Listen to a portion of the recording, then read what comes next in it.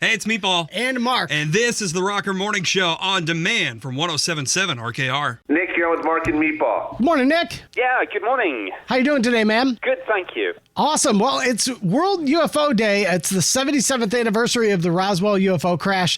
So who better to join the Rocker Morning Show to talk about it than the guy we saw last November in Kalamazoo for Ancient Aliens Live, Nick Pope. Thank you for being here today. Thank you for having me. Totally. Now, you were the head of the British government's UFO project in the early 90s. Can you tell us kind of what your responsibilities were?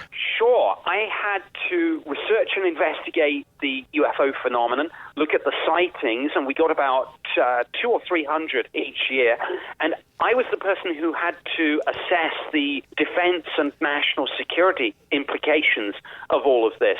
So particularly, of course, when our own pilots saw these things, when they were tracked on radar, when they were performing speeds and maneuvers that seem to go above and beyond anything that we have. Now, what initially drew you to want to study UFOs? Well, I didn't really have a previous interest in this. I was a civilian employee of the British Ministry of Defence, and I was just posted into that job. Okay. So I went in there, frankly, not knowing what to expect, but it was absolutely fascinating. And of course, in the years since then, the British government declassified and released a lot of those files and documents, many of which I wrote. So I think shows that there's so much public interest in this now. Yeah. The subject has really gone from fringe to mainstream over the last few years. Yeah, it's interesting you mentioned there, the British government has released all these documents. The American government has done kind of the same thing too.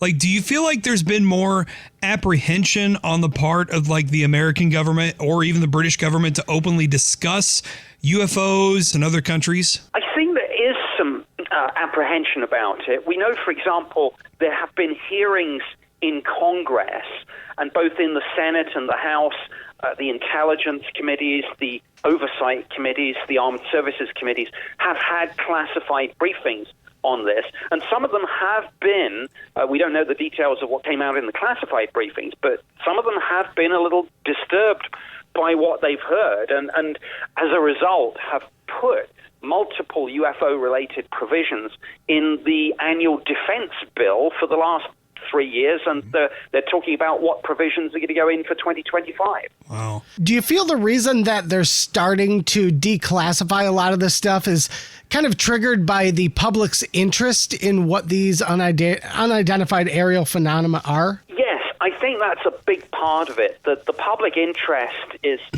immense, and I think that's been fueled by a couple of things. I mean, firstly, of course, we've had the James Webb Space Telescope come on stream, and I think the more people just appreciate the vastness of the universe, the more they're beginning to come round to the point of view that, look, it can't just be us. And I think the other side of it is we've reached a critical mass now in terms of the number of, for example, former military pilots and radar operators going on the record talking about their sightings. And we've seen, of course, some of these U.S. Navy videos, forward-looking infrared cameras mounted on the jets, and they've been chasing these things, and we've now got some of the film. Yeah. Is there, I know you've seen a lot of the footage out there of some of those videos now that have come out. Was there any, like one video or even a couple videos that really just shocked you as to how like relevant and how like real they looked and how real everything felt in them? Well, I think the three best known ones are, and I know the names sound funny, but they're generally known as Tic Tac, Go Fast, and Gimbal. Okay. But what's almost more important about them is that they didn't just surface anonymously on the internet, but you can go now to the Department of Defense website and see the confirmation, official statement that these are authentic U.S. Navy videos taken from these forward-looking infrared cameras on the F-18s, yeah, and that this footage is absolutely real and still unexplained. And of course, those are the ones that they've released. They've got some which they're not yet releasing, and Congress is pushing hard to get more into the public domain, I know. Yeah. And it's interesting, too, when I watch footage back of the Arizona UFO sighting back in the 90s, it really seemed like, the general public, like thousands of people saw this, and the response that they got, I think they felt like a little, a little offended that there are these, sane-minded people who are just members of the community who are kind of mocked and made fun of for something that they saw with their own eyes. Yes.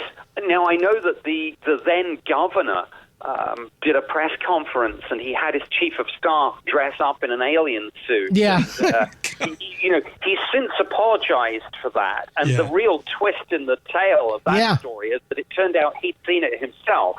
But he just felt there was so much hysteria that he wanted to kind of defuse the whole thing. But if something like that happened now, we'd have thousands of really good, clear quality photos and videos because everyone carries, I guess, the smartphone, which they didn't back in 97. Right. Yeah. And that's why I'm excited for this new season of Ancient Aliens, which has premiered. What are some exciting topics that you're going to be covering this season that you haven't hit on before? Well, it's going to be a real mix.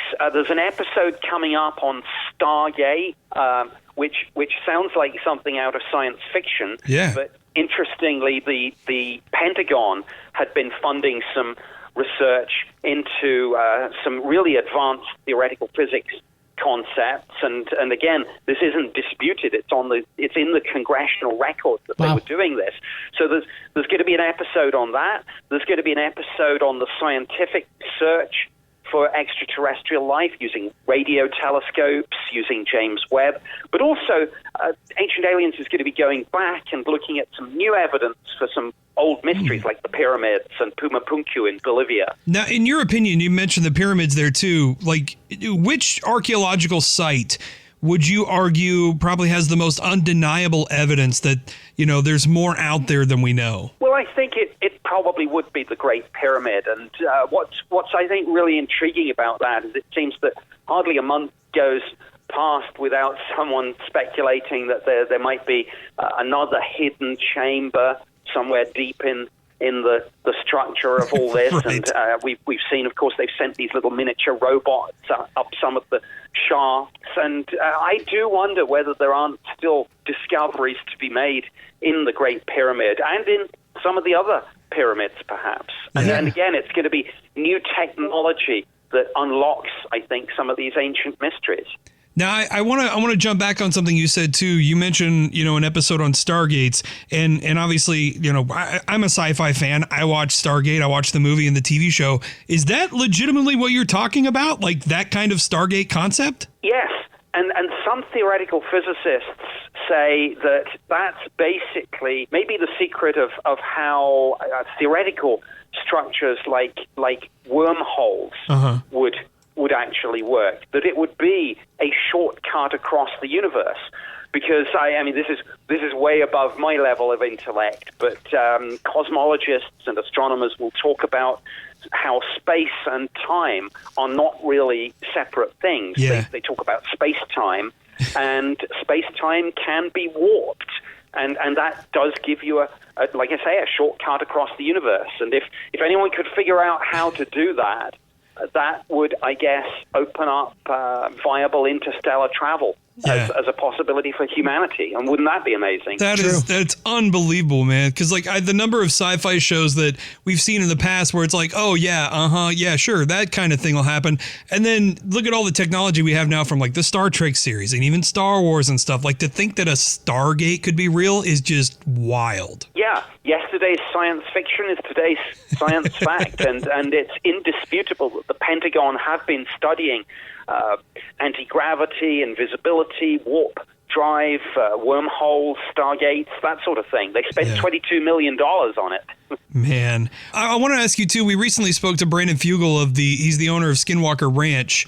Do you and the team at Ancient Aliens have a bit of like a collaboration with them and their studies at all? Yes, we do. I mean, Travis Taylor is a good friend of mine.